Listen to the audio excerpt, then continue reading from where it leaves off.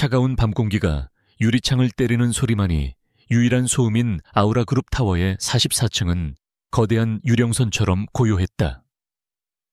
이서연은 청소 카트를 밀며 대리석 바닥 위를 소리 없이 움직였다. 그녀의 발걸음은 마치 오랫동안 훈련받은 스파이처럼 가벼웠고 그녀의 존재감은 이 거대한 건물 속에서 한 점의 먼지처럼 희미했다.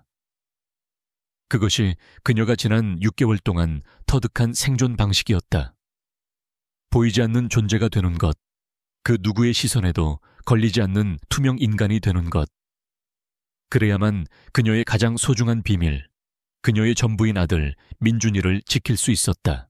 서연은 복도 끝에 있는 작은 비품 창고 문을 힐끗 쳐다보았다. 심장이 작게 쿵 하고 내려앉았다. 5살 배기 아들 민준이는 지금 저 좁고 어두운 공간 안에서 엄마를 기다리고 있었다. 낡은 담요와 작은 물병, 그리고 색연필 몇 자루가 아이의 유일한 친구였다. 아이를 혼자 집에 둘 수 없는 절박한 상황이 그녀를 이곳으로 내몰았다. 매일 밤 그녀는 죄책감과 불안감이라는 두 개의 무거운 돌덩이를 가슴에 얹고 카트를 밀었다. 언젠가 이 비밀이 발각될 것이라는 공포가 목을 조여왔지만 그녀에게는 다른 선택지가 없었다. 그녀는 익숙하게 쓰레기통을 비우고 책상 위를 닦았다. 2층은 전략기획팀이 사용하는 공간으로 밤늦게까지 불이 켜져 있는 일이 잦았다. 하지만 오늘은 이상할 정도로 고요했다. 모두가 퇴근한 모양이었다. 서연은 잠시 안도의 한숨을 내쉬었다. 적어도 오늘은 누군가와 마주칠 걱정은 덜었다. 그러나 그 안도감은 잠시뿐. 곧이어 이 건물의 진정한 주인이자 지배자인 한 남자의 얼굴이 떠올랐다. 아우라그룹의 최연소 CEO 강지훈. 얼음 심장을 가졌다고 소문난 남자. 아무도 그의 진짜 얼굴을 본 적이 없다고 했다. 그의 얼굴에는 언제나 냉혹한 무표정만이 존재할 뿐이었다. 서연은 한 번도 그를 가까이서 본 적이 없었다. 그저 멀리서 전용 엘리베이터로 향하는 그의 뒷모습이나 스쳐 지나가는 서늘한 아우라를 느꼈을 뿐이다. 직원들은 그를 얼음왕 혹은 움직이는 빙산이라 불렀다. 그가 지나가는 곳마다 공기가 몇 도는 낮아지는 것 같다고 했다. 단 한 번의 실수도 용납하지 않으며 감정이라고는 조금도 찾아볼 수 없는 완벽한 기계 같다는 평판이 자자했다. 그런 그에게 만약 민준이의 존재를 들키기라도 한다면 서연은 상상만으로도 온몸의 피가 차갑게 식는 것을 느끼며 고개를 세차게 저었다. 아니, 그런 일은 절대 일어나선 안 된다.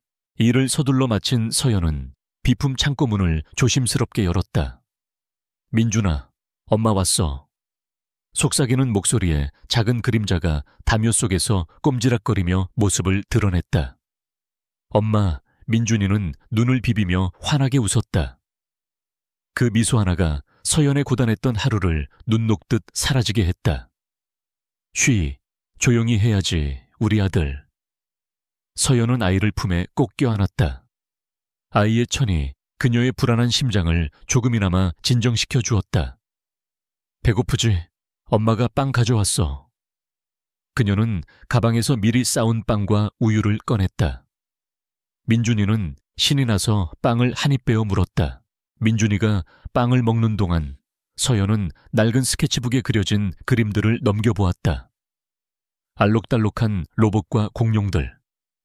아이의 상상력은 이 좁은 창고 안에서도 자유롭게 날아다니고 있었다. 엄마, 이건 엄마야. 공주님 옷 입었어. 민준이가 손가락으로 삐뚤빼뚤하게 그린 여자를 가리켰다. 서연은 목이 메어왔다. 언젠가는 아들에게 정말로 예쁜 공주님 옷을 사주고 싶었다. 이런 어둡고 차가운 곳이 아니라 따뜻하고 햇살이 잘 드는 집에서 마음껏 그림을 그리게 해주고 싶었다. 정말 예쁘네. 엄마보다 더 예쁘다. 그녀는 애써 미소 지으며 아들의 머리를 쓰다듬었다. 그때였다. 복도 저편에서 낮고 규칙적인 구두 소리가 들려왔다. 또각, 또각, 또각. 소리는 조금의 망설임도 없이 이쪽을 향해 다가오고 있었다. 서연의 심장이 철렁 내려앉았다. 이 시간에 2층에 남아있는 사람이란 단 한 명뿐이었다. 펜트하우스 집무실을 사용하는 강지훈 대표. 그녀는 황급히 민준이의 입을 막고 창고 문틈으로 밖을 내다보았다. 길고 검은 그림자가 점점 더 가까워지고 있었다. 서연은 숨을 죽였다. 제발, 제발 그냥 지나가기를. 그녀의 온몸이 돌처럼 굳어갔다. 구두 소리는 정확히 창고 앞에서 멈췄다. 서연은 눈을 질끈 감았다. 이제 모든 것이 끝났다고 생각했다. 그러나 예상과는 달리 그는 문을 열지 않았다. 잠시 동안의 침묵. 그 침묵이 서연에게는 영원처럼 길게 느껴졌다. 이윽고 구두 소리는 다시 움직이기 시작해 복도 저편으로 멀어졌다. 서연은 그제야 참고 있던 숨을 몰아쉬었다. 온몸이 식은땀으로 젖어 있었다. 엄마, 무서운 사람이야. 민준이가 작은 목소리로 물었다. 아니야, 아가. 괜찮아. 서연은 떨리는 손으로 아들을 다독였지만 심장은 미친 듯이 날뛰고 있었다. 그날 밤의 공포는 쉽게 가시지 않았다. 서연은 며칠 동안 극도의 긴장감 속에서 일해야 했다. 강지훈 대표가 왜 하필 그 창고 앞에서 멈췄던 것일까? 혹시 무언가 눈치챈 것은 아닐까? 온갖 불길한 상상이 그녀를 괴롭혔다. 그녀는 민준이에게 평소보다 더 간곡하게 주의를 주었다. 절대 소리를 내면 안 된다고. 절대 밖으로 나가면 안 된다고. 민준이는 고개를 끄덕였지만 어린아이의 호기심까지 막을 수는 없는 노릇이었다. 그날의 사건은 바로 그 작은 호기심에서 시작되었다. 그날은 유독 비가 많이 내리는 밤이었다. 서연은 복도 청소에 집중하고 있었다. 빗소리 때문에 주변의 소음이 잘 들리지 않았다. 그녀는 잠시 민준이가 있는 창고를 잊고 있었다. 그 사이 창고 안에 있던 민준이는 엄마가 준 작은 자동차 장난감을 가지고 놀고 있었다. 그러다 그만 손에서 장난감을 놓치고 말았다. 대구르르. 작은 자동차는 경사진 창고 바닥을 굴러 살짝 열려있던 문틈으로 빠져나가 버렸다. 민준이가 가장 아끼는 빨간색 자동차였다. 아이는 잠시 망설이다가 아주 잠깐만 보고 오면 괜찮을 거라는 생각에 조심스럽게 문을 열고 밖으로 나갔다. 텅 빈 복도는 조용했다. 민준이는 두리번거리며 자신의 자동차를 찾았다. 자동차는 복도 한가운데 덩그러니 놓여 있었다. 아이는 신이 나서 자동차를 향해 아장아장 걸어갔다. 바로 그 순간이었다. 전용 엘리베이터 문이 소리 없이 열리며 한 남자가 걸어 나왔다. 완벽하게 재단된 검은색 슈트, 흐트러짐 없는 머리카락, 그리고 주변의 모든 빛을 빨아들이는 듯한 차가운 눈빛. 강지훈이었다. 그는 복도 한가운데에 서 있는 작은 아이를 발견하고 걸음을 멈췄다. 그의 미간이 미세하게 좁혀졌다. 한편 무언가 이상한 낌새를 느낀 서연은 창고 쪽으로 고개를 돌렸다. 문이 활짝 열려 있었다. 심장이 멎는 것 같았다. 그녀는 비명도 지르지 못한 채 복도를 향해 달려갔다. 그리고 그녀는 보고야 말았다. 자신의 세상 전부인 아들 민준이가 이 건물의 절대 권력자인 강지훈과 마주보고 서 있는 광경을. 둘 사이의 거리는 불과 몇 미터. 시간은 영원처럼 늘어났고 공간의 모든 소음이 사라졌다. 서연은 그 자리에 얼어붙어 꼼짝할 수 없었다. 머릿속이 새하얗게 비어버렸다. 강지훈은 아무 말도 하지 않았다. 그는 그저 아이와 아이의 발치에 놓인 작은 장난감 자동차를 번갈아 쳐다볼 뿐이었다.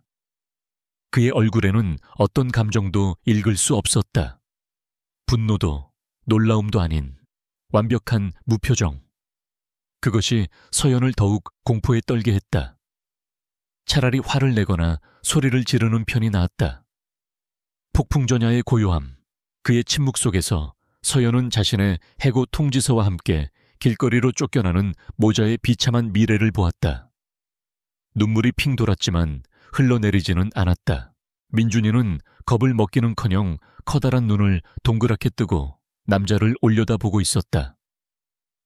아이의 순수한 눈에는 그가 회장님이라는 사실도 무서운 사람이라는 사실도 담겨 있지 않았다. 그저 키가 아주 큰 아저씨일 뿐이었다. 아저씨, 그거 내 거예요. 민준이가 작은 목소리로 말했다. 아이의 목소리가 텅 빈 복도에 나지막이 울려 퍼졌다. 서연은 이제 모든 것이 끝났다고 생각하며 눈을 감았다. 제발, 제발. 그녀는 마음속으로 신에게 빌고 또 빌었다. 모두의 예상을 깨고 강지훈은 움직였다. 그는 천천히 허리를 굽혔다. 그의 길고 곧은 몸이 반으로 접히는 모습은 비현실적이기까지 했다. 그는 바닥에 떨어진 손톱만 한 빨간색 자동차 장난감을 집어들었다. 그의 길고 하얀 손가락과 새빨간 장난감의 색깔이 선명한 대비를 이루었다. 그는 잠시 장난감을 들여다보더니 아이를 향해 손을 내밀었다. 여전히 아무 말도 없이. 그의 행동에는 어떤 온기도 악의도 담겨 있지 않았다. 그저 하나의 기계적인 행위처럼 보였다. 바로 그 순간이었다. 차갑고 냉혹하기만 하던 CEO가 자신의 아들을 위해 몸을 낮추고 장난감을 건네주는 그 순간을 목격한 순간, 이서연의 심장이 무너져 내렸다. 쿵 하고 거대한 건물이 발밑으로 꺼지는 듯한 굉음과 함께 그것은 안도감도 감사함도 아니었다. 정체를 알 수 없는 거대한 감정의 파도였다.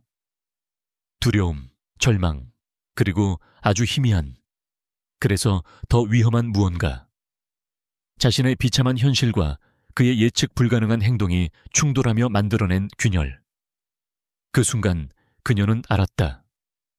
자신의 통제 아래 있던 위태로운 세계가 돌이킬 수 없이 부서져 버렸다는 것을. 강지훈의 손에 들린 작은 자동차를 민준이는 망설임 없이 작은 손으로 받아들었다. 아이의 부드러운 손가락이 그의 차가운 손등에 잠시 스쳤다. 그 순간 지훈은 수년 동안 잊고 있던, 아니 의도적으로 묻어두었던 어떤 감각의 편린을 느꼈다. 그것은 놀라울 정도로 작고 따뜻하고 부드러운 감촉이었다. 그의 완벽하게 통제된 세계에 떨어진 아주 작은 불씨. 그는 천천히 몸을 일으켰다. 그의 시선은 아이에게서 복도 끝에 얼어붙은 채 서 있는 여자 이서연에게로 옮겨갔다. 그녀의 얼굴은 하얗게 질려 있었다. 커다란 눈에는 공포와 절망, 그리고 체념이 뒤섞여 있었다. 마치 사형 선고를 기다리는 죄수처럼 그녀는 그 어떤 변명도 애원도 하지 못한 채 그저 그를 바라보고만 있었다. 강지훈은 그녀를 몇 초간 아무 말 없이 응시했다. 그의 머릿속에서는 수십 가지의 규칙과 규정이 스쳐 지나갔다. 회사 보안 규정 위반, 외부인 무단 출입. 당장 해고하고도 남을 사안이었다. 그의 이성은 그렇게 말하고 있었다. 하지만 그의 발은 움직이지 않았다. 아이의 손가락이 스쳤던 손등이 미세하게 저려왔다. 감사합니다, 아저씨. 민준이가 맑은 목소리로 인사했다. 그 목소리가 지독한 정적을 깨뜨렸다.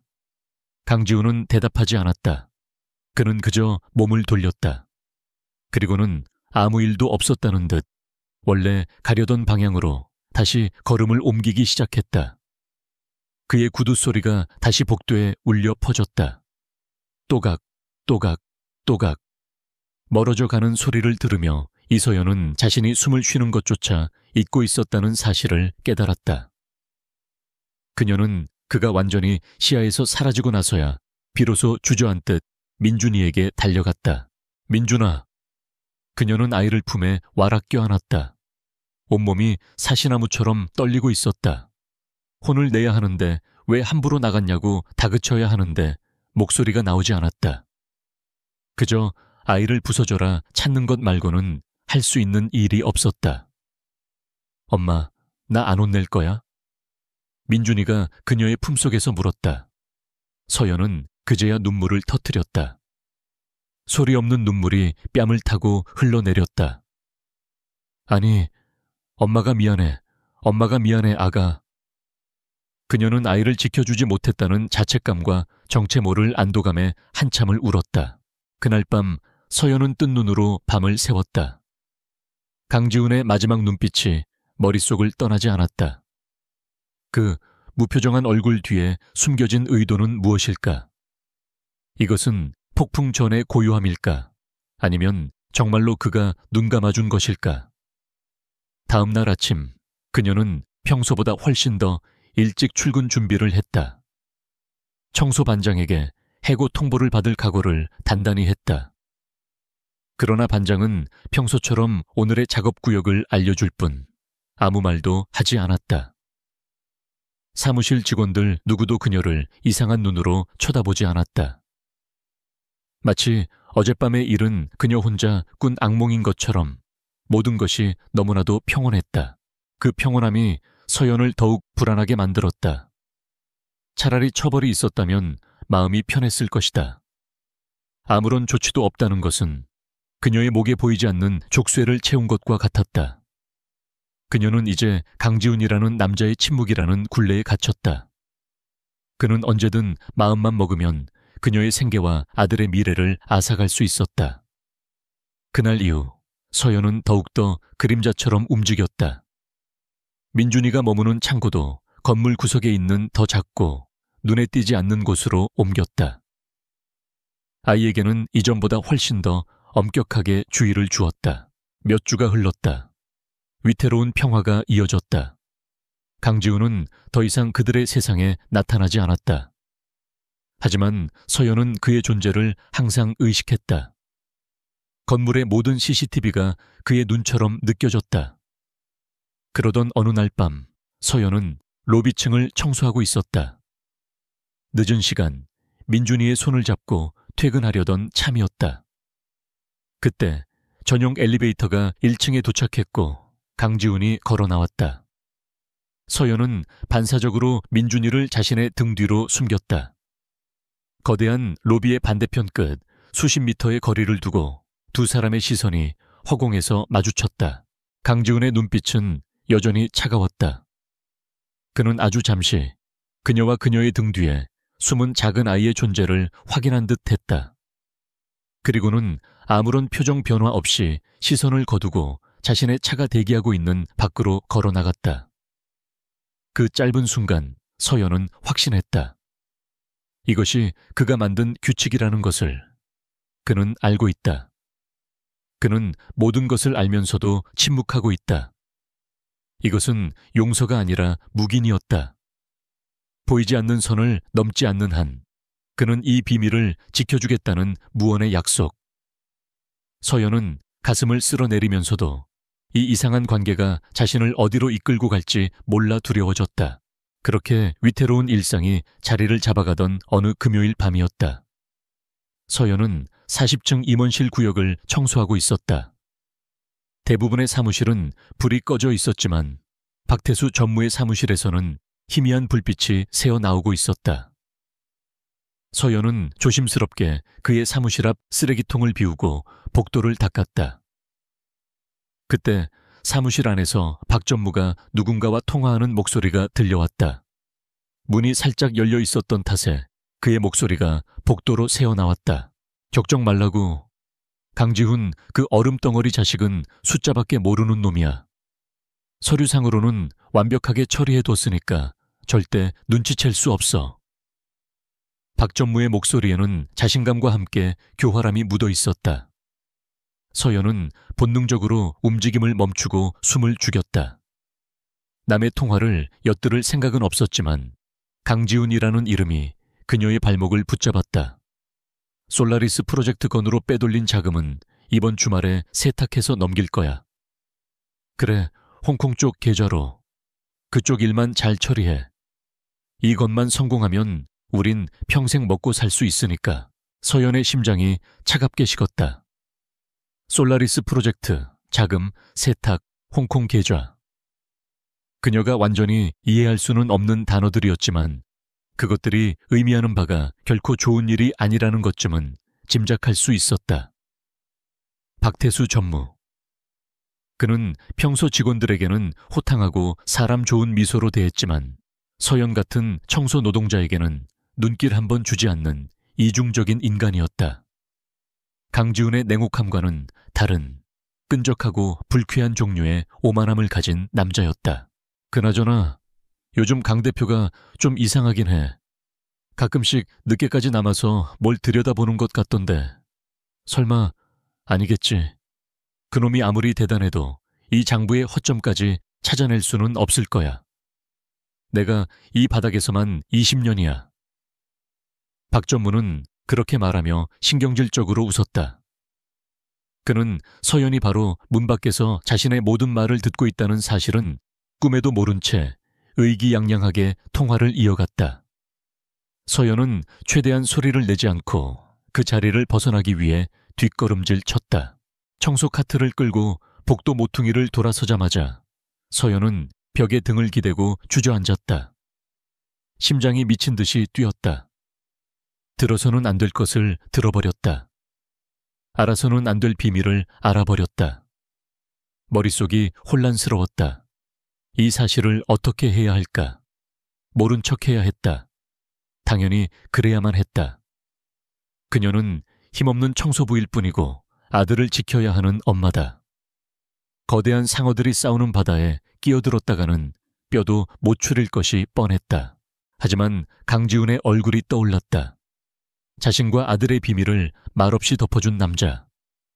그의 차가운 눈빛 뒤에 숨겨진 것은 무엇인지 알 수 없었지만 적어도 그는 비열한 방식으로 남을 속이는 사람은 아닐 거라는 막연한 믿음이 있었다. 그가 지금 저런 부하에게 뒤통수를 맞고 있는 것이다. 서연은 머리를 감싸 쥐었다. 왜 하필 나란 말인가? 왜 이 모든 것을 알아버리게 된 것인가?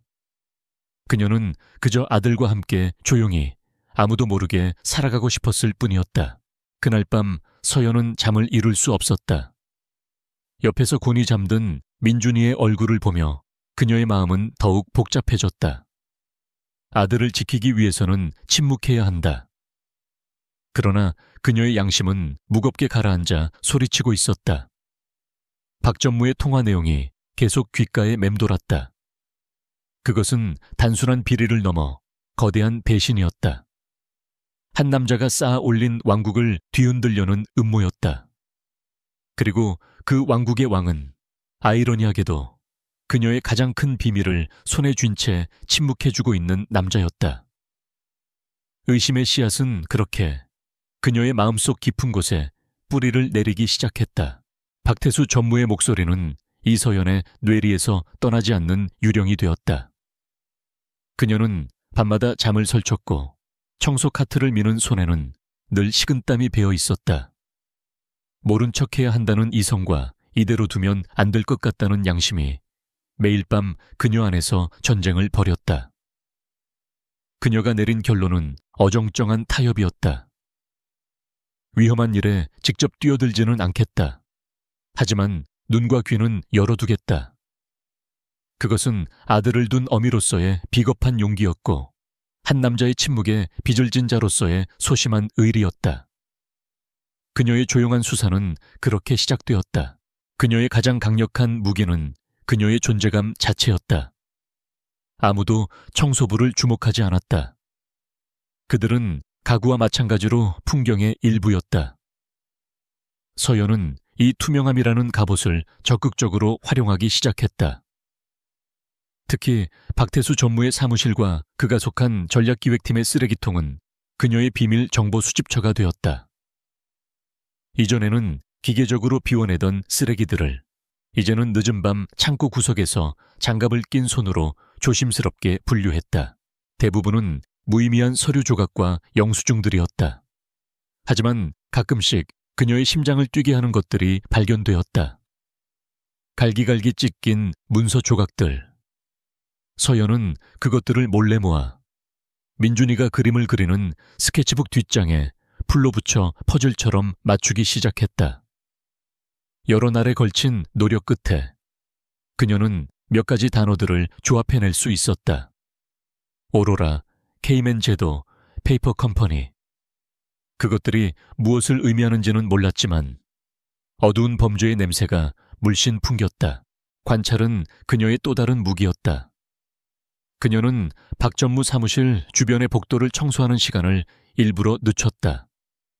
그리고 그가 누구와 만나는지, 얼마나 자주 늦게까지 남아있는지를 꼼꼼히 살폈다. 그는 유독 밤늦은 시간에 외부인과 만나는 일이 잦았다. 항상 같은 사람은 아니었지만 그들에게는 공통점이 있었다.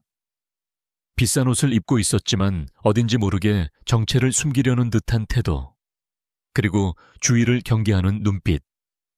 서연은 그들의 얼굴과 방문 시간을 낡은 수첩에 기록했다. 그녀는 자신이 점점 더 위험한 영역으로 발을 들이고 있음을 느꼈지만 이제 와서 멈출 수는 없었다. 한편 강지훈의 세계에도 미세한 균열이 생기고 있었다. 그날 밤 아이에게 장난감을 건네준 이후로 그의 일상은 이전과 같지 않았다. 완벽하게 통제되고 예측 가능했던 그의 삶에 예측 불가능성이라는 변수가 끼어들었다. 그는 여전히 냉정했고 효율적이었지만 가끔씩 멍하니 창밖을 보거나 서류에서 눈을 떼는 순간이 늘어났다. 그의 머릿속에 아주 가끔 겁에 질려 있던 여자의 얼굴과 그와는 정반대로 호기심 가득한 눈으로 자신을 올려다보던 아이의 얼굴이 떠올랐다. 그 감정의 정체를 강지훈은 정의할 수 없었다. 그래서 그는 자신만의 방식으로 그 변수를 통제하려 했다. 그는 비서에게 자신의 저녁 동선을 바꾸라고 지시했다. 이전에는 전용 엘리베이터로 펜트하우스 집무실과 주차장을 바로 오갔지만 이제는 일부러 다른 층을 경유했다. 물론 그가 향하는 곳은 언제나 이서연이 청소하는 구역 근처였다. 그는 그녀와 마주치려는 것이 아니었다. 그저 확인하고 싶었을 뿐이다. 그 비현실적이었던 존재들이 정말로 자신의 왕국 안에 여전히 존재하는지를. 어느 날 밤 그는 44층 복도를 지나가다 걸음을 멈췄다. 서연이 잠시 자리를 비운 청소 카트가 복도에 덩그러니 놓여 있었다. 그의 시선은 카트 손잡이에 서툴게 붙어있는 작은 그림 한 장에 멎었다. 삐뚤빼뚤한 선으로 그린 로봇 그림이었다. 빨강, 파랑, 노랑. 어린아이의 손길이 느껴지는 순수한 색감. 수백억짜리 프로젝트 보고서와 재무제표 속에서 살아가는 그에게 그 그림은 마치 다른 차원에서 온 유물처럼 낯설고 강렬했다. 그는 잠시 그 그림을 바라보다가 누가 보기라도 할까봐 서둘러 자리를 떴다. 하지만 그 로봇의 이미지는 그의 머릿속에 깊이 각인되었다. 또 한 번은 그가 예전에 멈춰 섰던 그 비품 창고 앞을 지나갈 때였다. 문이 아주 살짝 열려 있었고 그 틈으로 작은 콧노래 소리가 새어 나오고 있었다. 지우는 자기도 모르게 발소리를 죽이고 문틈으로 안을 들여다보았다. 작은 아이가 낡은 신문지 더미 위에 앉아 스케치북에 무언가를 그리고 있었다. 아이는 자신만의 세계에 깊이 빠져 세상의 모든 근심 걱정과는 상관없다는 듯 행복해 보였다. 지우는 몇 초간 그 모습을 말없이 지켜보았다. 가슴 한구석이 이상하게 아려왔다. 그가 아주 오래전에 잃어버렸던 혹은 한 번도 가져보지 못했던 평온함이었다. 서연의 첩보 활동이 계속될수록 박태수 전무는 예민해지기 시작했다. 그는 자신이 감시당하고 있다는 명확한 증거는 없었지만 본능적으로 무언가 잘못되어 가고 있음을 느꼈다. 자신이 분명히 파쇄기에 넣었던 서류의 일부가 사라진 것 같기도 했고 자신의 통화 내용을 누군가 엿듣는 듯한 찜찜한 기분이 들기도 했다. 물론 그의 의심은 청소부 같은 미미한 존재에게는 향하지 않았다. 그는 자신의 팀 내부의 배신자나 호시탐탐 자리를 노리는 다른 임원 혹은 경쟁사의 스파이를 의심했다. 그의 불안감은 그를 더욱 초조하게 만들었고 행동은 더욱 대담하고 허술해졌다. 그는 중요한 증거가 될 만한 자료들을 회사 밖으로 빼돌리기 시작했고, 공용 이메일 대신 보안이 허술한 개인 메신저를 사용해 공범들과 연락했다. 그는 자신의 교활함이 강지훈의 감시망을 피할 수 있다고 확신했지만, 정작 자신의 발밑에서 조용히 움직이는 그림자의 존재는 전혀 눈치채지 못하고 있었다. 그의 오만함이 바로 이서연의 가장 큰 방패막이가 되어주고 있었다. 그러던 어느 늦은 밤, 서연은 결정적인 조각을 손에 넣었다. 박 전무가 자리를 비운 사이 그의 책상 밑 쓰레기통에서 구겨진 A4 용지 한 장을 발견한 것이다. 그것은 항공권 예약 확인서 사본이었다. 주말에 출발하는 홍콩행 비즈니스 클래스. 그 자체만으로는 이상할 것이 없었다. 하지만 서연이 이전에 맞추었던 서류 조각들, 홍콩, 계좌과 연결되는 순간 그녀의 등줄기에 소름이 돋았다. 이것은 단순한 출장이 아니었다. 그가 말했던 자금 세탁을 위한 이동일 가능성이 높았다. 같은 시각 펜트하우스 집무실에서 강지훈은 솔라리스 프로젝트의 분기별 자금 흐름 보고서를 검토하고 있었다. 회계팀과 감사팀 모두 이상 없다고 결론 내린 보고서였다. 하지만 그는 지독할 정도로 완벽주의자였다. 그는 몇 시간 동안 수천 개의 숫자들을 집요하게 파고들었다. 그리고 마침내 아주 미세한 변칙점을 발견했다. 유령처럼 나타났다가 사라지는 하청업체, 소수점 단위로 부풀려진 자재비. 전체 예산에 비하면 먼지 같은 금액이었지만 완벽하게 짜인 시스템에 생긴 작은 균열이었다. 강지훈은 모니터에 떠있는 숫자를 노려보았다. 그의 날카로운 직감은 이 작은 균열 뒤에 더 큰 부패의 구멍이 숨어있다고 경고하고 있었다. 이서연은 어두운 창고 안에서 홍콩행 항공권 사본을 보며 손을 떨고 있었다. 수십 개의 층을 사이에 두고 사회의 가장 높은 곳과 가장 낮은 곳에 있는 두 사람이 같은 진실에 서로 다른 조각을 손에 쥔 채 깊은 생각에 잠겨 있었다. 보이지 않는 눈들은 마침내 거대한 제국의 균열을 발견했다. 이제 그 균열을 어떻게 할 것인가는 온전히 그들의 손에 달려 있었다. 박태수 전무의 편집증은 날이 갈수록 심해졌다. 그는 홍콩으로의 출국 날짜가 다가올수록 보이지 않는 적의 그림자에 쫓기는 사람처럼 행동했다. 사무실에는 지문인식 잠금 장치를 새로 설치했고 모든 문서는 2중, 3중으로 파쇄하라고 지시했다. 그는 자신의 팀원들까지 의심의 눈초리로 바라보며 사소한 실수에도 불같이 화를 냈다. 40층 전체가 그의 날카로운 신경과 의심 때문에 얼음장처럼 차갑게 얼어붙었다. 아이러니하게도 그의 이런 철저함은 이서연에게 더 큰 확신을 주었다. 저렇게까지 필사적으로 무언가를 숨기려 한다는 것은 그 안에 분명히 결정적인 무언가가 있다는 증거였다.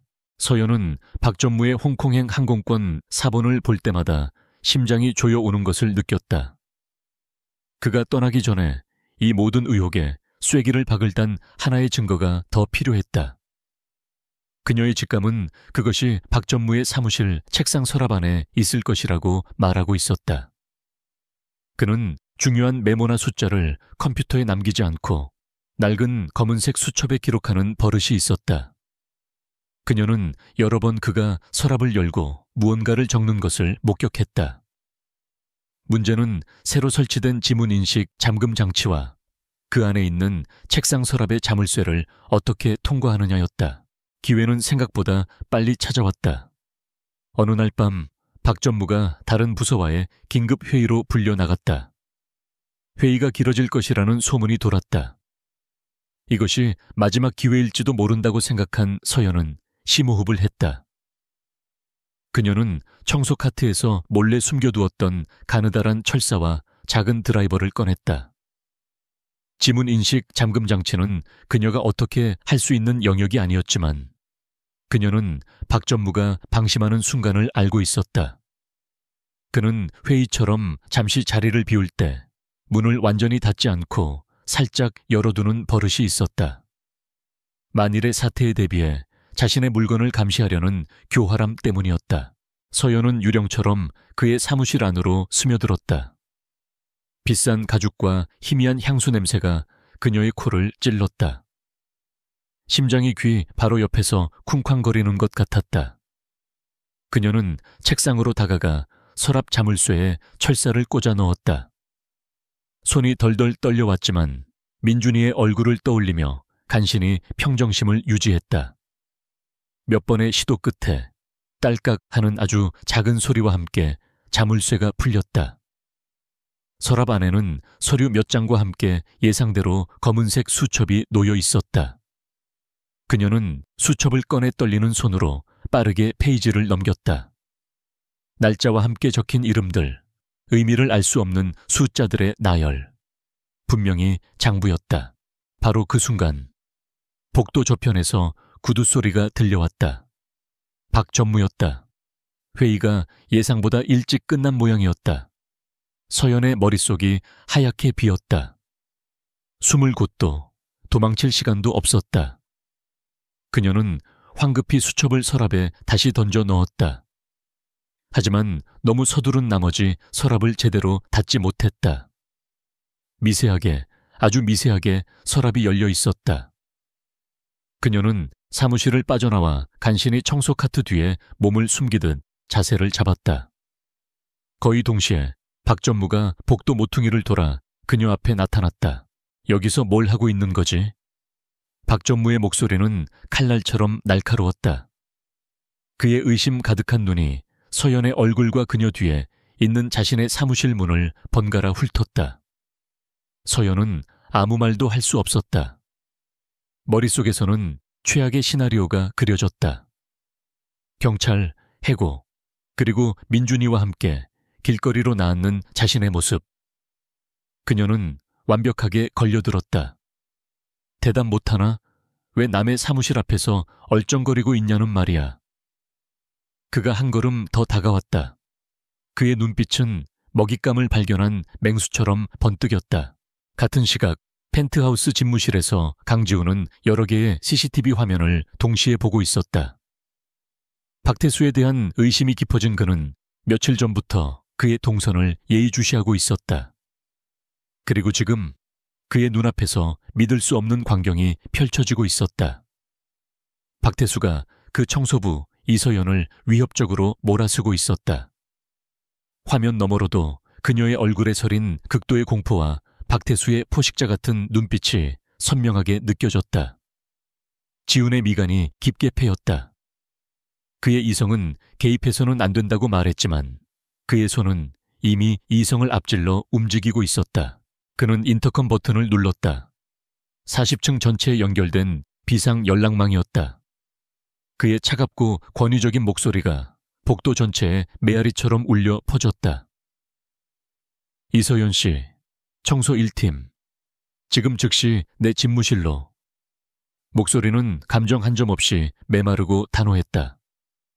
그가 청소부의 이름을 알고 있다는 사실, 그리고 그녀를 직접 호출했다는 사실은 그 자리에 있는 모두에게 충격이었다. 박태수는 순간적으로 말을 잃고 멍하니 스피커를 쳐다보았다. 대표가 저 미천한 청소부를 개인적으로. 그의 머릿속에서 서연에 대한 의심은 눈 녹듯 사라졌다. 대신 자신이 이해할 수 없는 둘의 관계에 대한 혼란과 괜히 대표의 일에 엮였다가는 자신에게 불똥이 튈지도 모른다는 불안감이 그 자리를 채웠다. 박태수의 태도는 180도 바뀌었다. 그는 갑자기 인자한 미소를 지으며 손을 내저었다. 아, 대표님 호출이시군. 어서 가보게.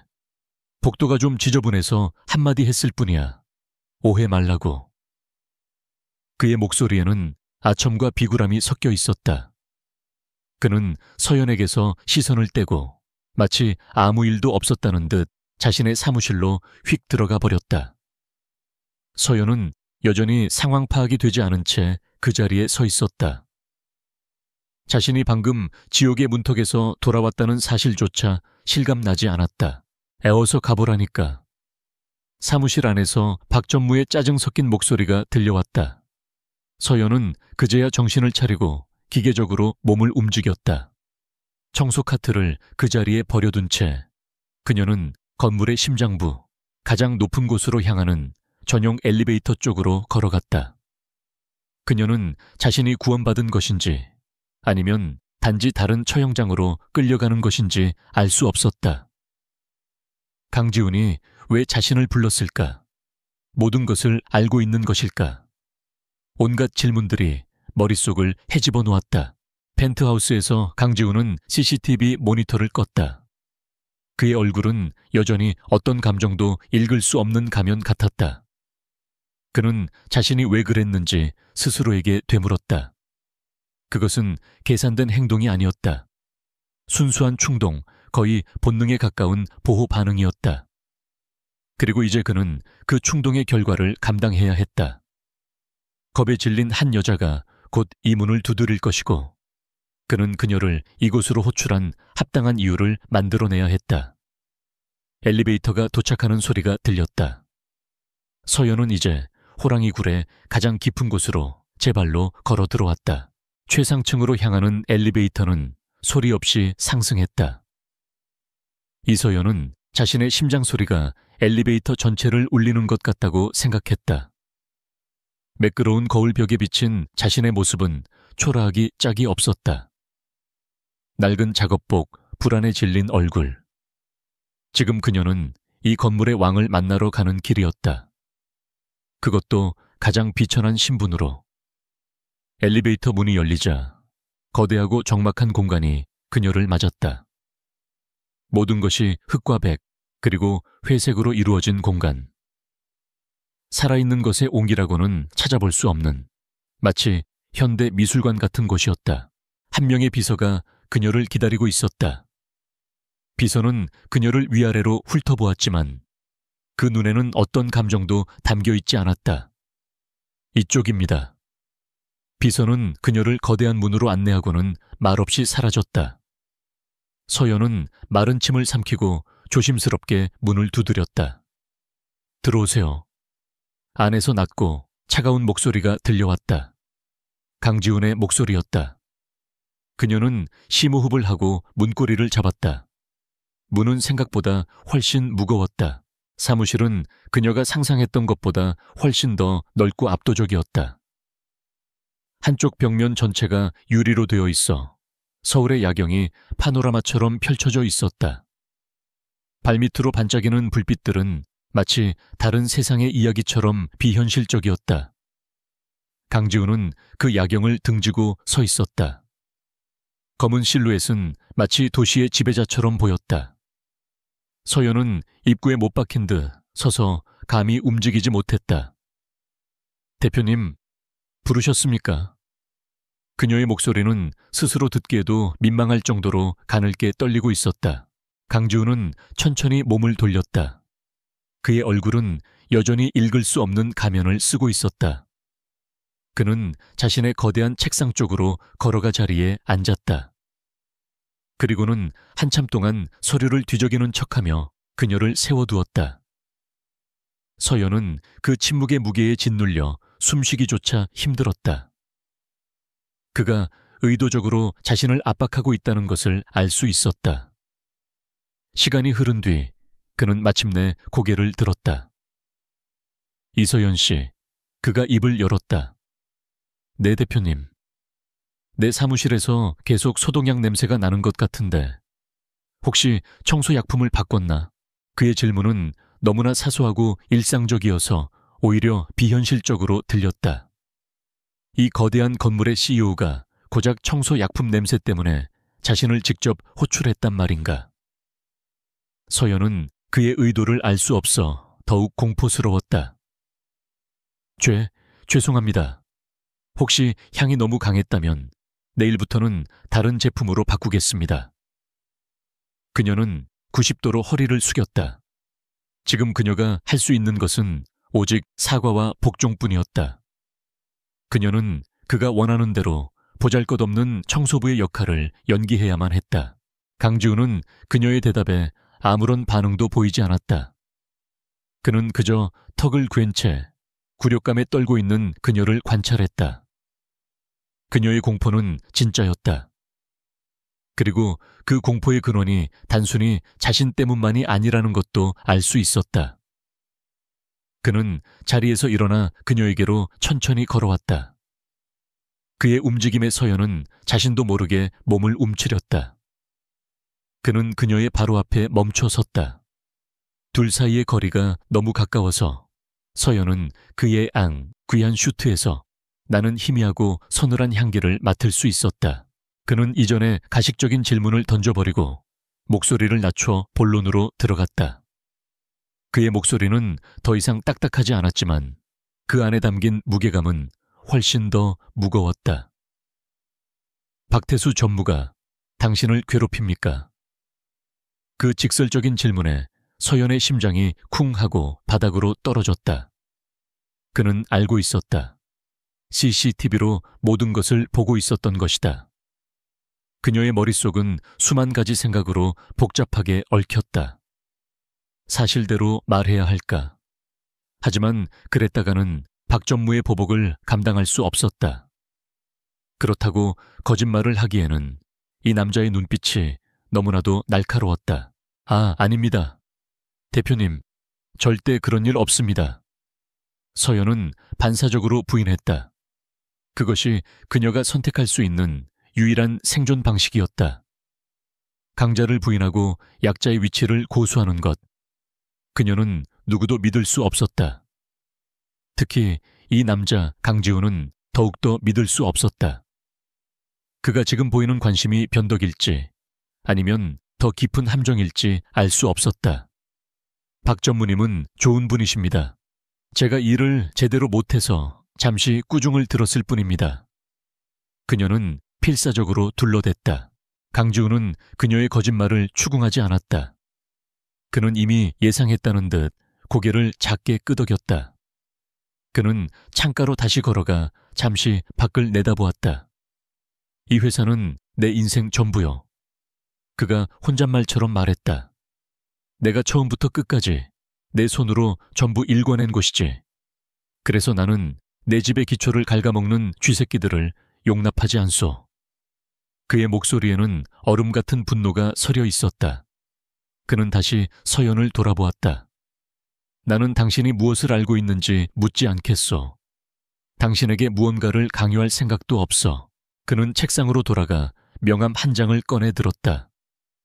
하지만 그것은 일반적인 명함이 아니었다. 앞뒤로 아무것도 인쇄되어 있지 않은 새하얀 카드였다. 그는 그 카드 위에 펜으로 이메일 주소 하나를 적었다.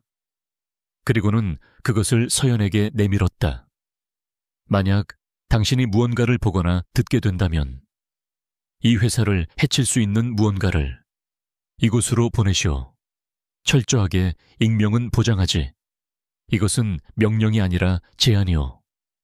그의 눈빛은 진지했다. 그는 한 걸음 더 나아갔다.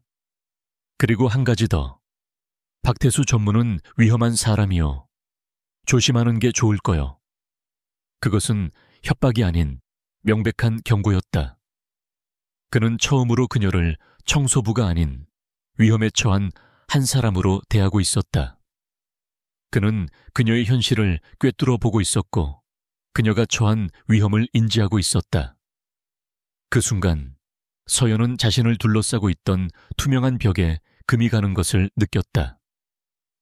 이 남자는 적어도 지금 이 순간만큼은 그녀를 보고 있었다. 서연은 떨리는 손으로 그 하얀 카드를 받아들었다. 그것은 종이 한 장이었지만 그녀의 인생 전체의 무게만큼이나 무겁게 느껴졌다. 그녀는 감사하다고 해야 할지 아니면 거절해야 할지 알 수 없었다. 그저 고개를 숙이는 것밖에는 할 수 없었다. 이제 그만 가보시오. 그의 허락이 떨어지자 서연은 도망치듯 사무실을 빠져나왔다. 혼란스러움에 머리가 터질 것 같았다. 얼음왕 같던 남자의 예상치 못한 모습, 위험한 제안, 그리고 진심 어린 경고. 모든 것이 뒤죽박죽이었다. 그녀는 민준이가 잠들어 있는 작은 창고로 돌아왔다. 주변의 어둠이 그녀를 현실로 되돌려 놓았다. 그녀는 손에 쥔 하얀 카드를 내려다보았다. 이 작은 카드 한 장이 이제 그녀의 운명을 쥐고 있었다. 박태수라는 명백한 위협 아래에서 침묵할 것인가? 아니면 강지훈이라는 불확실한 가능성에 모든 것을 걸 것인가? 어느 쪽이든 그녀와 민준이의 삶을 송두리째 뒤흔들 위험한 도박이었다. 같은 시각 강지훈은 홀로 사무실에 남아 도시의 불빛을 바라보았다. 그 역시 도박을 한 것이었다. 자신의 모든 계획의 변수를 정체 모를 한 여자에게 맡겨버린 것이다. 그의 이성적인 세계는 이제 완전히 무너져 내렸다. 이서연은 좁은 자취방으로 돌아와 잠든 민준이의 얼굴을 한참 동안 내려다보았다. 아이의 평온한 숨소리를 들으며 그녀는 강지훈이 건넨 하얀 카드를 만지작거렸다. 이 작은 종이 조각이 그녀를 어디로 데려갈까? 지옥일까? 아니면 희미한 희망일까? 그녀는 며칠 밤낮을 고민했다. 침묵이 안전을 보장해주지 않는다는 것을 알았지만 행동으로 옮기는 것에는 목숨을 건 용기가 필요했다. 그녀를 마지막으로 등 떠민 것은 다름 아닌 박태수 자신이었다. 다음 날 오후 서연이 복도를 청소하고 있을 때 박 전무가 의도적으로 그녀와 부딪혔다. 양동이에 담겨있던 더러운 물이 바닥에 쏟아졌다. 아, 미안하게 됐군. 그는 전혀 미안하지 않은 얼굴로 말했다. 그리고는 몸을 숙여 그녀의 귓가에 뱀처럼 속삭였다. 바닥만 잘 닦을 것이 아니라 입도 잘 닦아야지. 안 그런가? 그의 목소리에는 서늘한 협박의 기운이 담겨 있었다. 그 순간 서연은 깨달았다.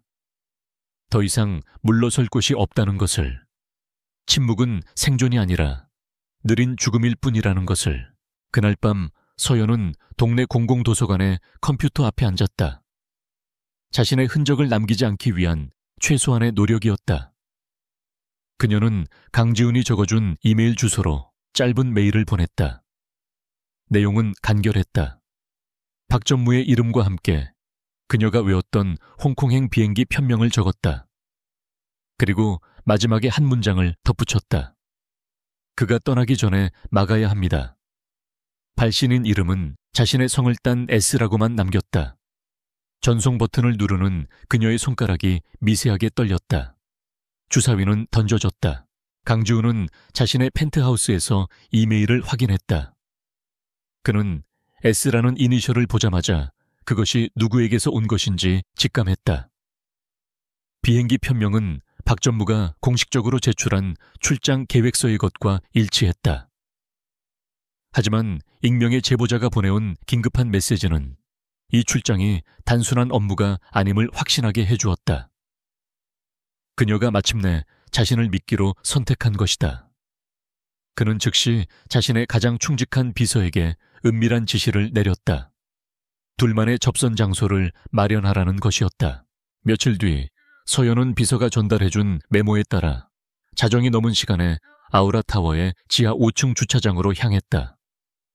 인적이라고는 찾아볼 수 없는 거대한 공간은 스산하기까지 했다.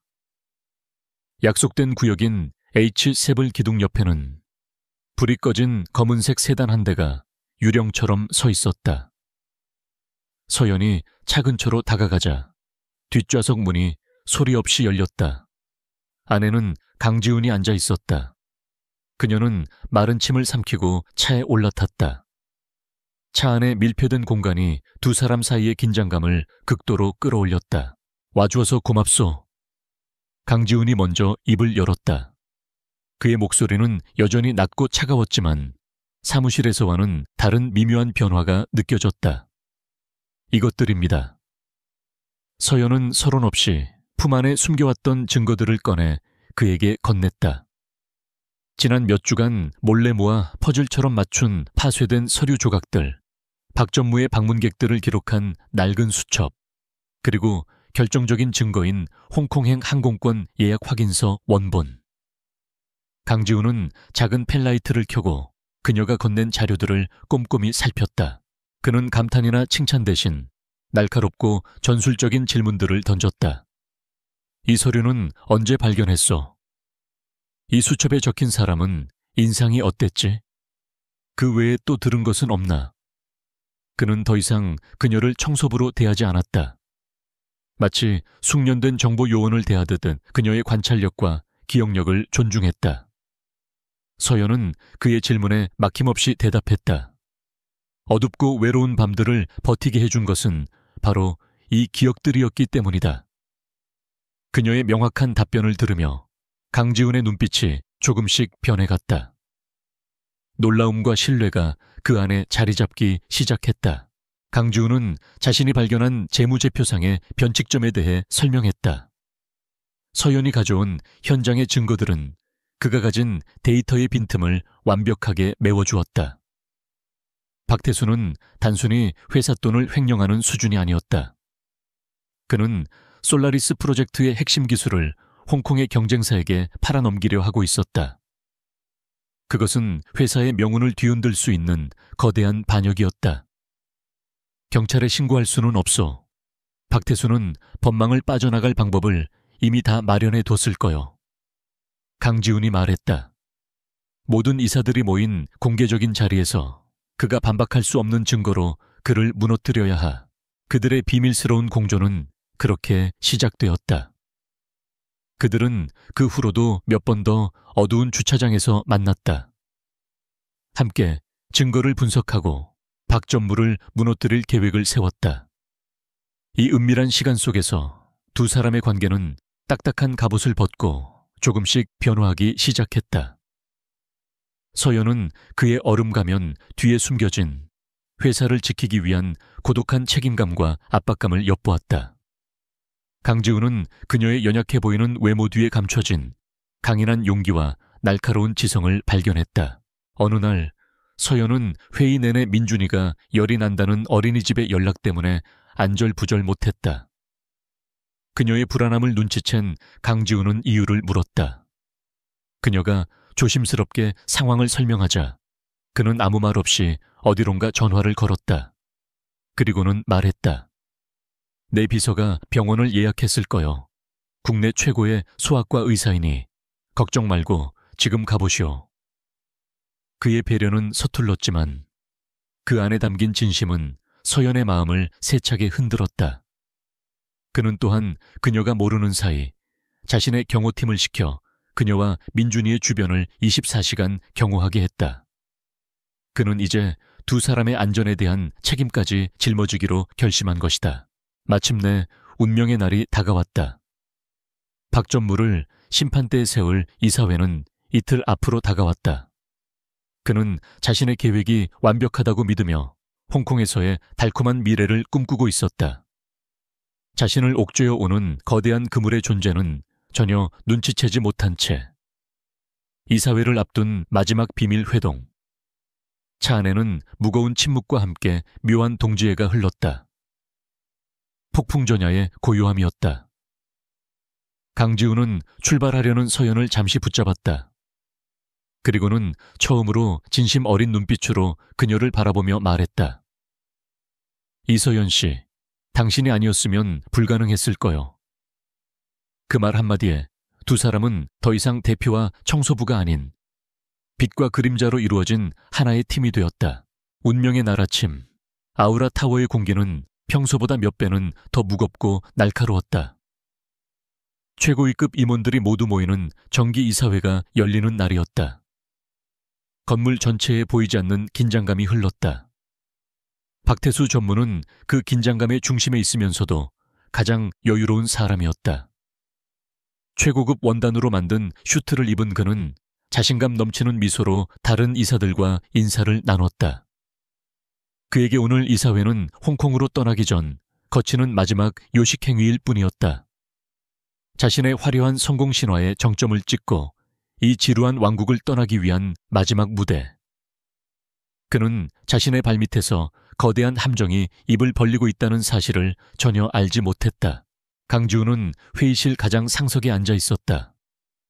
그의 얼굴은 평소처럼 얼음 가면을 쓰고 있었지만 그 아래에서는 모든 신경이 강철처럼 팽팽하게 당겨져 있었다.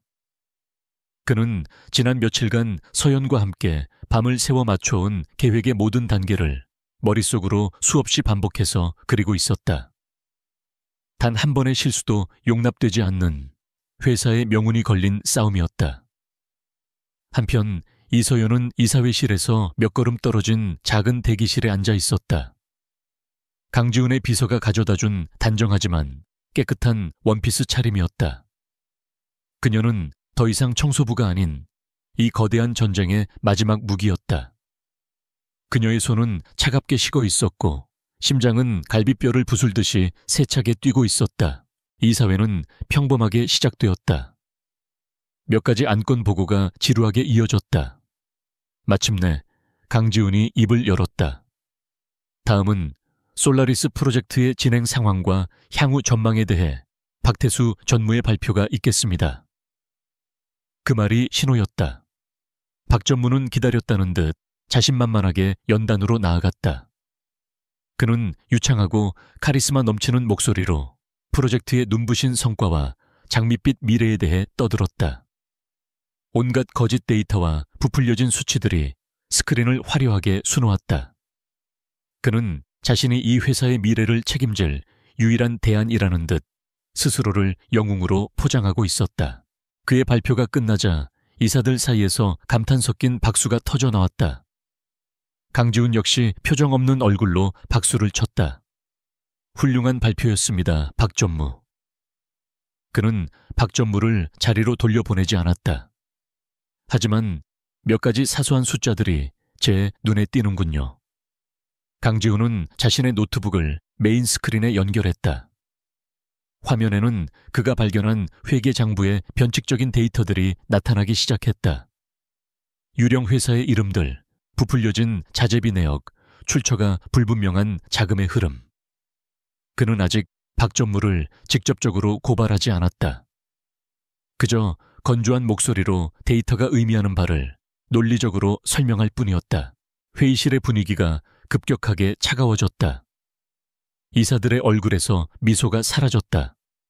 박 전무의 자신감 넘치던 얼굴이 미세하게 굳어졌다. 아, 그건 실무진의 사소한 회계상 착오인 것 같습니다.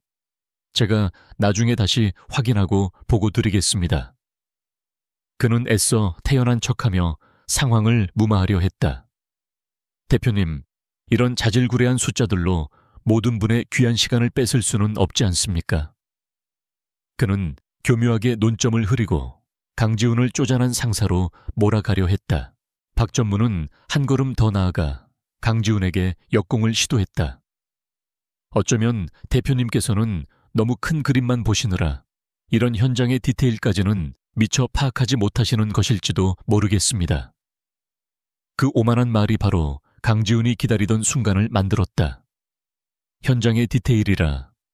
동의합니다. 어떤 디테일은 현장 가장 낮은 곳에서 가장 잘 보이는 법이지요. 강지훈은 비서에게 눈짓을 보냈다. 육중한 이사회실 문이 열렸다. 그리고 이서연이 안으로 걸어 들어왔다. 회의실에 있던 모든 사람들의 시선이 그녀에게로 쏠렸다. 이사들은 저 낯선 여자가 누구인지 몰라 어리둥절했다. 하지만 박태수의 얼굴은 새하얗게 질려버렸다. 그는 자신의 눈을 의심했다. 청소부. 그가 벌레처럼 여기던, 그림자 취급하던 그 여자가 왜 여기에? 그의 머릿속이 뒤엉키며 극심한 공황 상태에 빠졌다. 서연은 떨렸지만 걸음은 흐트러지지 않았다. 그녀는 박 전무의 불타는 듯한 시선을 애써 외면하고 강지훈을 향해 걸어갔다. 강지훈은 그녀에게 안심하라는 듯 아주 작게 고개를 끄덕여 주었다. 이사님들께 소개합니다. 이분은 저희 회사 청소 1팀의 이서연 씨입니다. 오늘 우리에게 아주 중요한 현장의 디테일을 공유해 주실 분입니다. 강지훈의 소개에 회의실은 술렁거렸다. 서연은 많은 말을 하지 않았다. 그녀의 힘은 말이 아닌 증거에 있었다. 그녀는 품에서 박 전무의 검은색 수첩을 꺼내 실물 화상기 위에 올려놓았다. 며칠 전 그녀는 강지훈의 경호팀의 도움을 받아 박 전무가 자리를 비운 사이 다시 한번 그의 사무실에 들어가 이 결정적인 증거를 확보하는 데 성공했다. 수첩의 내용이 스크린에 확대되어 나타났다. 날짜별로 정리된 불법 계좌번호, 페이퍼 컴퍼니의 이름들, 거래 금액. 누가 봐도 명백한 박태수의 필체였다. 그것은 빼도 박도 못하는 스모킹 건이었다. 거짓말이야. 박 전무가 이성을 잃고 소리쳤다. 저 여자가 모든 걸 조작한 거야. 저 미천한 청소부년이 뭘 안다고 감히. 그의 입에서 미천한 청소부라는 말이 터져 나오는 순간 그의 모든 것은 끝났다. 그 말은 증거보다 더 확실하게 그의 추악한 본성을 모든 사람 앞에 드러내 보였다. 이사들은 경악을 금치 못했다. 스크린에 떠있는 명백한 증거와 이성을 잃고 발악하는 박태수의 모습을 보며 모든 진실을 깨달았다. 강지훈은 자리에서 일어나 얼음처럼 차가운 목소리로 마지막 선고를 내렸다. 박태수 전무, 당신을 업무상 횡령, 기업 기밀 유출, 그리고 배임 혐의로 이 자리에서 해임하고 즉시 사법당국에 인계하겠소. 그가 손짓하자 밖에서 대기하고 있던 보안 요원들이 들어와 박태수의 양팔을 붙잡았다. 그는 마지막까지 발버둥치며 저주와 부인을 외쳤지만 결국 비참한 모습으로 회의실에서 끌려나갔다. 거짓의 제국이 무너지는 순간이었다. 박태수 전무가 끌려나간 이사회실에는 무거운 침묵만이 남았다. 이사들은 충격과 혼란 속에서 연단 앞에 조용히 서 있는 이서연을 경외와 존경이 뒤섞인 눈으로 바라보았다. 그들은 자신들의 눈과 귀가 닿지 않는 곳에서 이 연약해 보이는 여인이 얼마나 거대한 싸움을 홀로 해왔는지 비로소 깨달았다. 강지훈은 회의 종료를 선언했다. 이사들이 썰물처럼 빠져나간 뒤 그는 서연에게로 걸어갔다. 아드레날린이 빠져나가자 그녀의 어깨는 가늘게 떨리고 있었다. 고생 많았소, 이서연 씨. 강지훈의 목소리에는 그답지 않은 온기가 실려 있었다. 그는 더 이상 아무것도 묻지 않았다. 그저 비서를 불러 그녀가 다른 사람들의 시선을 피해 편안한 곳에서 쉴 수 있도록 지시했다. 그날 이후 아우라그룹은 거대한 폭풍에 휩싸였다. 박태수 전무의 비리 사건은 언론에 대서특필되었고 회사의 주가는 연일 폭락했다. 사람들은 젊은 CEO 강지훈의 리더십에 의문을 제기하기 시작했다. 하지만 강지훈은 흔들리지 않았다. 그는 정면 돌파를 선택했다. 긴급 기자회견을 열어 회사의 치부를 스스로 드러냈고 투명한 내부 개혁을 약속했다. 그의 정직하고 결단력 있는 모습은 오히려 시장과 직원들에게 깊은 신뢰를 심어주었다. 위기는 기회가 되었다. 사람들은 더 이상 그를 얼음왕이라고 부르지 않았다. 대신 정의로운 지도자라는 새로운 별명을 붙여주었다. 그는 자신의 왕국을 더 단단하고 깨끗하게 재건하는 데 성공했다. 그 격동의 시간이 흐르는 동안 서연은 조용히 청소 용역 회사에 사직서를 제출했다. 그녀의 비밀이 드러난 이상 더 이상 이전의 삶으로 돌아갈 수는 없었다. 그녀는 며칠 동안 민준이와 함께 집에서 시간을 보냈다. 오랜만에 찾아온 평화였지만 동시에 미래에 대한 막막함이 밀려왔다. 그러던 어느 날 강지훈에게서 직접 연락이 왔다. 비서를 통하지 않은 그의 개인적인 연락이었다. 그는 만나고 싶다고 했다. 두 사람이 만난 곳은 더 이상 어두운 주차장이나 위압적인 집무실이 아니었다. 햇살이 잘 드는 조용한 카페의 별실이었다. 강지훈은 먼저 그녀의 용기에 대해 진심 어린 감사를 표했다. 그는 막대한 금액의 보상금이 들어있는 봉투를 내밀었다. 그녀와 민준이가 평생 걱정 없이 살 수 있는 돈이었다. 서연은 잠시 망설였다. 그녀가 이 모든 일을 한 것은 돈 때문이 아니었다. 그녀가 머뭇거리자 그는 예상했다는 듯 두 번째 제안을 꺼냈다. 이서연 씨, 나는 당신에게 자선을 베풀려는 것이 아니오. 스카우트 제의를 하는 겁니다. 그는 이번 사태를 계기로 신설된 내부 감사팀의 팀원 자리를 그녀에게 제안했다. 나는 당신의 관찰력과 디테일을 놓치지 않는 꼼꼼함, 그리고 무엇보다 당신의 정직함과 용기를 봤소. 내게는 당신처럼 믿을 수 있는 사람이 필요합니다. 그것은 동정이 아닌 능력에 대한 온전한 인정이었다. 서연은 더 이상 거절할 수 없었다. 그녀는 그의 제안을 받아들여 아우라 그룹의 정식 직원이 되기로 결심했다. 그림자였던 그녀가 마침내 빛의 세계로 걸어 나오는 순간이었다. 몇 달의 시간이 흘렀다. 혹독했던 겨울이 지나고 세상은 따스한 봄 기운으로 가득했다. 서연은 더 이상 어둡고 낡은 작업복을 입지 않았다. 세련된 오피스룩을 입은 그녀는 이제 아우라 그룹 감사팀의 유능한 일원이었다. 그녀는 좋은 유치원을 마친 민준이를 데리러 갔다. 유치원 문 앞에는 익숙한 남자가 서 있었다. 딱딱한 슈트 대신 부드러운 캐주얼 차림을 한 강지훈이었다. 그는 서연과 민준이를 보며 처음으로 눈가에 주름이 잡히는 환한 미소를 지어 보였다. 지훈 아저씨. 민준이가 그를 향해 달려가 품에 안겼다. 강지훈은 능숙하게 아이를 안아들었다. 세 사람은 함께 근처 공원으로 향했다. 더 이상 대표와 직원이라는 보이지 않는 벽은 존재하지 않았다. 그는 이제 서연에게 편안한 동료이자 민준이에게는 다정한 삼촌 같은 존재였다. 강지훈은 그네를 타는 민준이를 밀어주며 나란히 서 있는 서연에게 나지막이 말했다.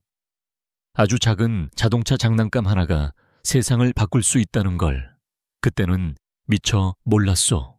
그의 말에 서연은 그날의 기억을 떠올리며 옅게 미소 지었다. 그날 제 심장이 무너져 내렸어요. 그녀가 조용히 고백했다. 모든 것이 끝났다고 생각했죠. 그러자 강지훈이 그녀를 돌아보며 부드럽게 대답했다. 끝난 게 맞소. 그래야 새로운 세상이 시작될 수 있으니까.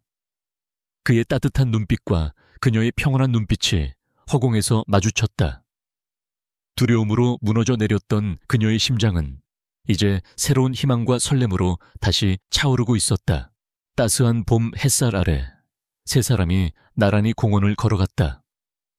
강지훈과 이서연, 그리고 그들 사이에 손을 잡고 제잘거리는 민준이. 각기 다른 세상에 살던 세 개의 그림자가 마침내 하나로 합쳐져 빛 속으로 나아가고 있었다. 겨울이 끝나는 곳에서 그들의 새로운 봄은 이제 막 시작되고 있었다.